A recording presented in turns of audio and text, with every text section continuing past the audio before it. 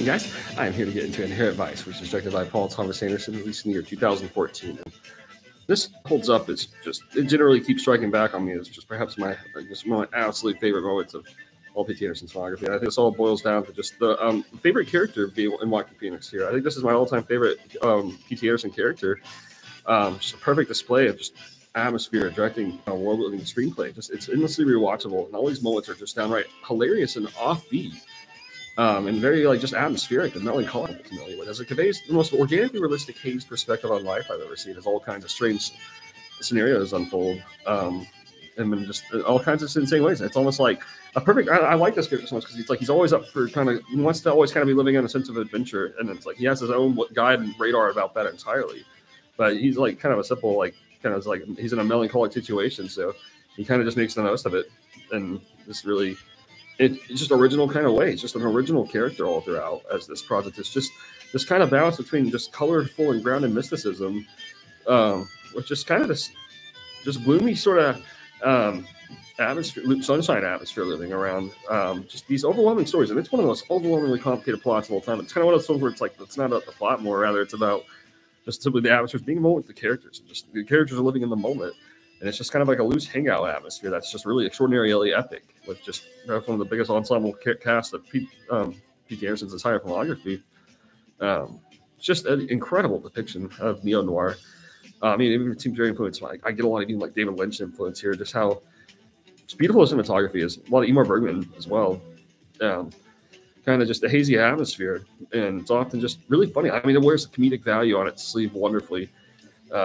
As it just kind of feels airy, but it's kind of it's just completely in the moment. And I think it's just one of the most technical, kind of perfect films I've ever seen, and just in how colorful this entire depiction of the early 70s is. It's it kind of feels like everyone right off the street in the late 60s, and it's like an awkward bridge where the 70s was just right about the kickstart, and it was just kind of looking just underground in a lot of ways in that battle in between, perhaps just kind of this ultimate desire of maybe just perhaps just people want to get lost in journey because they miss something that's innocent to them. They're melancholic. It's just hazy all throughout, and it's just one where characters are so in the moment that you just never really know where it's going to take you next, as it just kind of just increasingly just rolls into darkness. It's a pretty gloomy kind of atmosphere, and just completely original. I always like this in The Master. They initially kind of challenge us. Now it's they kind of turn out to be most rewarding for us. I think it just hit such a forward-thinking, ahead of its time foundation on its own level. This is just a wonderful kind of dark comedy. It really evolves, I think, a lot of perspective that was built in perspective. And I think it's perfect to kind of get this it involves a lot of 90s kind of perspective, particularly thinking a lot of Quentin Tarantino, Coen Brothers and Quentin Tarantino kind of, and Robert Altman as well. Cinematography here, some of the best I've ever seen. It's extremely just entertaining, and just extreme. All these many sequences of the unfold are just completely in the moment. And it's ultimately just about conveying this just sort of timeless, mind-bending atmosphere, which really is, on many levels. This is kind of just perhaps the best noir I've ever seen in my life. This really is just along Mulholland Drive. This is just perhaps the best one I've ever seen. It's just again.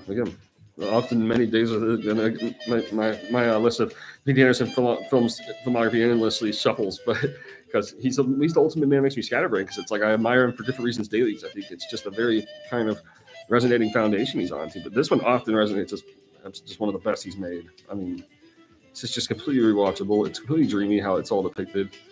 It's completely just original from start to finish. This is completely wandered to behold upon every single viewing, and it manages to feel like a different viewing upon every experience. Just completely surreal, completely mind-bending screenplay, and just conviction all around. So it's strongly recommended from start to finish in its originality.